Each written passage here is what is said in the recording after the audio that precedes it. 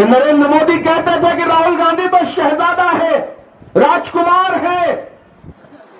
अमित शाह कहते थे कि राहुल गांधी शहजादा है।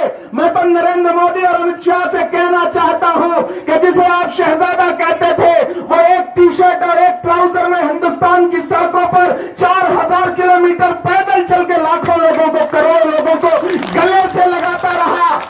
अगर शहजादे ऐसे होते हैं तो ऐसे शहजादे को हम सर माथे पर बिठाएंगे, अपनी पलकों पर बिठाएंगे। नरेंद्र मोदी साहब शहजादा वो नहीं होता जो हिंदुस्तान की सड़कों पर सड़कों की खाक छानता हुआ आवाम को गले से लगाता है। कहां राहुल गांधी और कहां आप 10 लाख रुपए का सूट पहनते हैं और खुद को फकीर बताते हैं। 10 लाख रुपए का सूट, मोबाडो का चश्मा, मोबाडो की घड़ी और 8,500 करोड़ का जहाज, कभी इस मुल्क में, कभी उस मुल्क में, कभी उस मुल्क में, और आप खुद को फकीर बताते हैं। आने वाले दिनों में हिंदुस्तान तय करेगा कि कौन फकीर है और कौन शहजादा है। मेरे भाई, मैं बहुत दूर से आया हूं।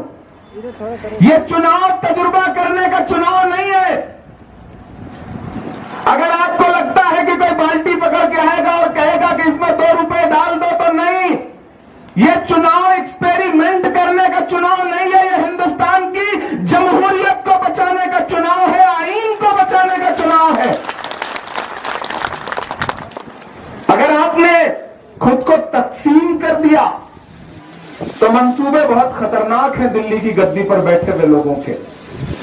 मैं उनके साथ पार्लियामेंट में बैठता हूं, मैंने देखा है ये जो आपके बीच में आकर के आजकल टहल रहे हैं, वो परिंदा जिसे परवाज से फुर्सत ही न थी, आज तन्हा है तो दीवार पे आ बैठा है। फुर्सत ही नहीं थी। जिन्होंने दिल्ली में अपना बंगला बचाने के लिए आपके ख्वाबों के घरौंदों का सौदा कर लिया, वो आपके बीच में आकर के कह रहे हैं कि हमें वोट दो। मकसद समझो, मकसद समझो, मकसद समझो।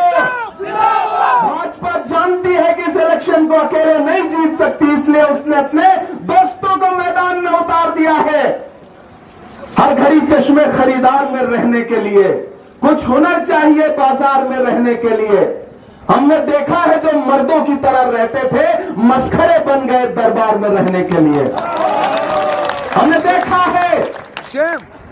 मैं इसलिए आपसे कहना चाहता हूं कि इलेक्शन तजुर्बा करने का इलेक्शन नहीं है, एक्सपेरिमेंट करने का इलेक्शन नहीं है। मैं जानता हूं आप छोटी छोटी चीजों से परेशान हैं। मैंने सुना है कि जब से स्मार्ट बिजली के मीटर लगे हैं तब से आपके बिल बढ़ करके 10 गुना हो गए हैं। सरकार बने तो मैं तो विकार साहब से कहूंगा कि इतने सारे जो स्मार्ट मीटर हैं इन्हें झेलम में फिकवा दिया जाए, क्योंकि लूटा जा रहा है अवाम को, झूठ बोला जा रहा है अवाम से। आपसे कहा गया था 2014 में कि बहुत हुई महंगाई की मार, अब की बार मोदी सरकार। ये नारा याद है? फिर उसका हश्र क्या हुआ कि जो पेट्रोल डीजल 58 रुपए लीटर था वो 100 रुपए के पास पहुंच गया। वो गैस सिलेंडर जो 400 का था वो 1000 के पार चला गया।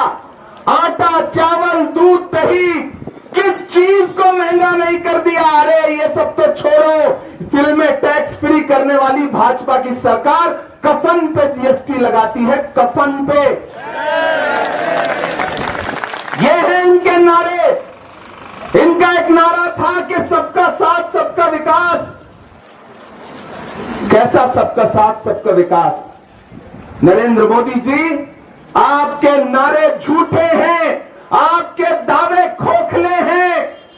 मैं बानिहाल में खड़ा होकर के आपको ये यकीन दिलाता हूं कि मैं अभी 2 दिन पहले केरल में चुनाव प्रचार कर रहा था, फिर उत्तराखंड में था, कल महाराष्ट्र में था, आज यहां हूं। इनके झूठे नारों के झांसे में मत आइए। मीडिया पर बनाया जा रहा नैरेटिव झूठा है। पूरे मुल्क में एक नारा लग रहा है कि साउथ इंडिया में भाजपा साफ और नॉर्थ इंडिया में भाजपा हाफ। क्या खुदा की कायनात में इंसानों की इतनी कमी हो गई है जो तो आपको हमको भी पड़ी है ना।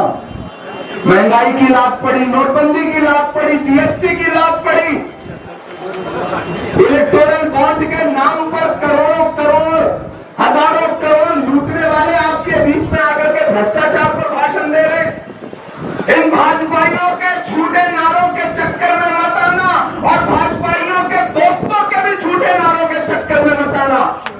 ये झूठे लोग हैं।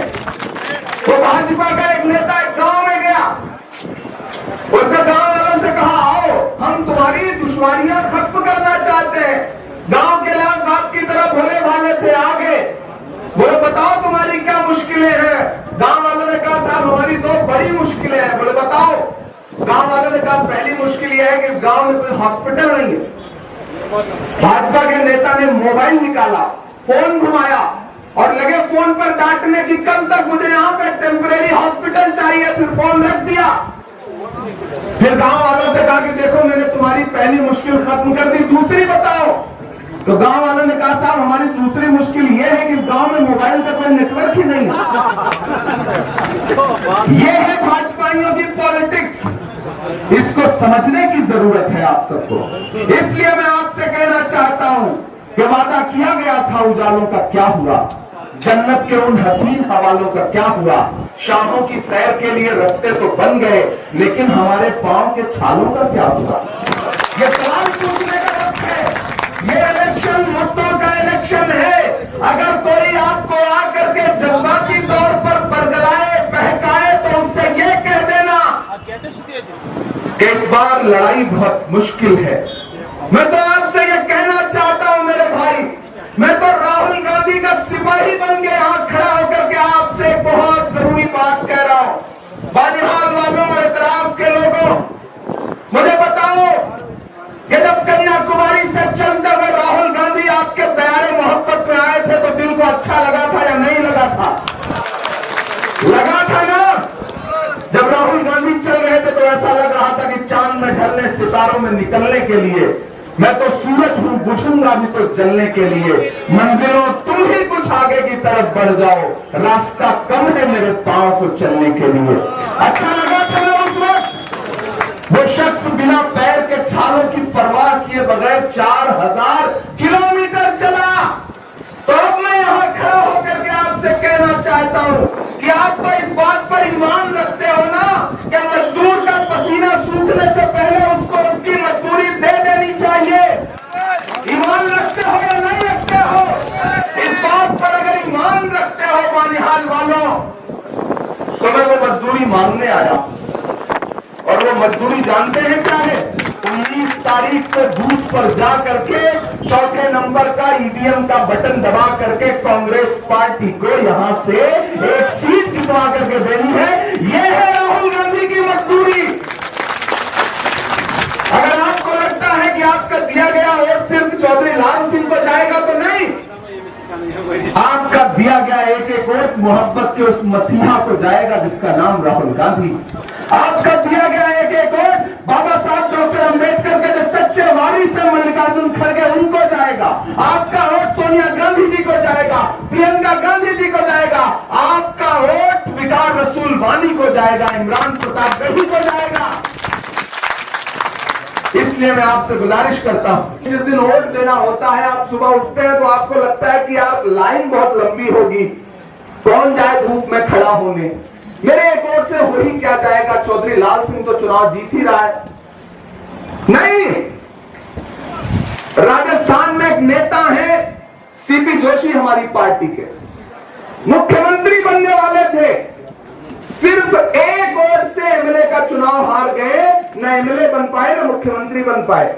इसलिए एक एक वोट की अहमियत समझो। तुम्हारा जो एक एक वोट है उसकी अहमियत समझो। तुम्हारा